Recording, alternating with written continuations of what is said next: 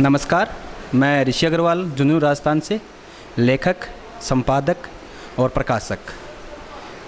15 अगस्त की हार्दिक शुभकामनाओं के लिए ट्रू मीडिया ने मुझे इतना सम्मान दिया कि मैं झुंझुनू राजस्थान से दिल्ली चल के आया और आज यही कहना चाहता हूं कि 15 अगस्त की हार्दिक शुभकामनाएं, क्योंकि ये दिवस हमारे लिए सबके लिए अनमोल है।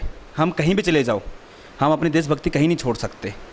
और ये दिन तो ऐसा है, हम जहाँ भी जाते हैं, किसी भी देश में जाते हैं, हमें दिन हमेशा याद रहता है। बस तकलीफ इस चीज़ की है कि हमें यही दिन याद रहता है, बाकी 364 दिन ये दिन याद ही नहीं रहते।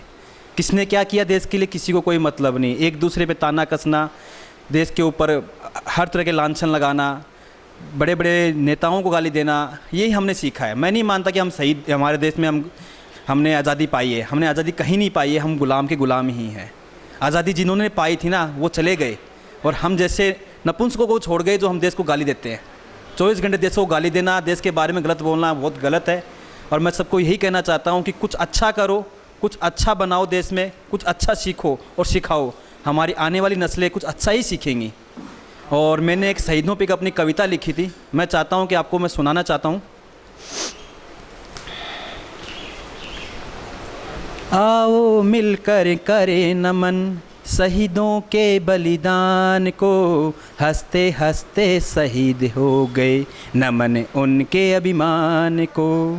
आओ मिलकर करें नमन शहीदों के बलिदान को, हंसते हंसते शहीद हो गए नमन उनके अभिमान को। कैसे कर्ज उतारे उनका जीवन हमारा महका दिया, मातृभूमि को लहू देकर फूलों की बगिया बना दिया। आओ मिलकर करें नमन शहीदों के बलिदान को, मरकर भी अमर हो गए नमन उनके अभिमान को। छोटी सी उम्र में जो शहादत का सहरा बांध लिया, जन्मभूमि की रक्षा खातिर अपना शीश चढ़ा दिया। आओ मिलकर करें नमन शहीदों के बलिदान को, झुके नहीं जो रणभूमि में नमन उनके स्वाभिमान को। देकर सांसें इस मिट्टी को अपना जीवन त्याग दिया, भारत माँ का बेटा बनकर अपना फर्ज निभा दिया। आओ मिलकर करें नमन शहीदों के बलिदान को, ऋषि मुनि भी करते हैं नमन उनके स्वाभिमान को। बस यही कहना चाहता हूँ कि जितने भी हमारे देश में शहीद हुए हैं उनको बारंबार नमन करना चाहिए हमें, और हमें उनसे सीख लेनी चाहिए कि हम भी देश के लिए कुछ कर सकते हैं। और इसी के साथ आने वाला पर्व है रक्षाबंधन, जो भाई बहनों का त्यौहार है। और मेरे तो खूब सारी बहनें भी बन चुकी हैं आबादी की दुनिया में, तो मुझे तो रक्षाबंधन में तकलीफ़ ही नहीं होती राखी बंधवाने के लिए।